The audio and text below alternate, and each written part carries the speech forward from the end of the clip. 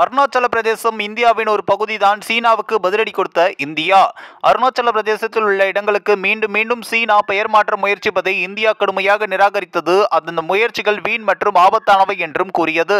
மேலும் வடகிழக்கு மாநிலம் நாட்டின் ஒருங்கிணைந்த பகுதி என்று மீண்டும் உறுதிப்படுத்தியது. இது தொடர்பாக வெளியுறவுத்துறை அமைச்சகம் வெளியிட்டுள்ள அறிக்கையில், அருணாச்சல பிரதேசத்தில் உள்ள இடங்களுக்கு சீனா பெயரிடும் வீண் முயற்சிகளை தொடர்ந்து மேற்கொண்டு வருவதை நாங்கள் கவனித்தோம். எங்கள் கொள்கை நிலைப்பாட்டுக்கு இணங்க இதுபோன்ற முயற்சிகளை நாங்கள் முற்றிலுமாக நிராகரிக்கிறோம். அருணாச்சல பிரதேசம் இந்தியாவின் ஒருங்கிணைந்த மற்றும் பிரிக்க முடியாத பகுதியாக இருந்தது, இருக்கிறது மற்றும் எப்போதும் இருக்கும் என்ற மறக்க முடியாத உண்மையை புதுமையான பெயரிடுதல் மாற்றாது என்றும் கூறியுள்ளது. அதோடு சேர்த்து, அப்படி சீனா தனது பகுதி என்று கூறி வரும் அருணாச்சல பிரதேசத்தில் உள்ள இடங்களுக்கு சீனா தொடர்ந்து பெயர் மாற்றம் செய்யும் நடைமுறைக்கு பதிலளிக்கும் விதமாக இந்த கருத்துக்கள் வெளியிடப்பட்டுள்ளன. 2024ஆம் ஆண்டில் இந்திய மாநிலத்திற்குள் பல்வேறு இடங்களுக்கு 30 புதிய பெயர்களுடைய பட்டியலை சீனா வெளியிட்டது. இந்த நடவடிக்கையை இந்தியா கடுமையாக நிராகரித்தது. இது குறித்த விவரங்கள் மேலும் விரைவில் வெளியாகும் என்றும் எதிர்பார்க்கப்படுகின்றது.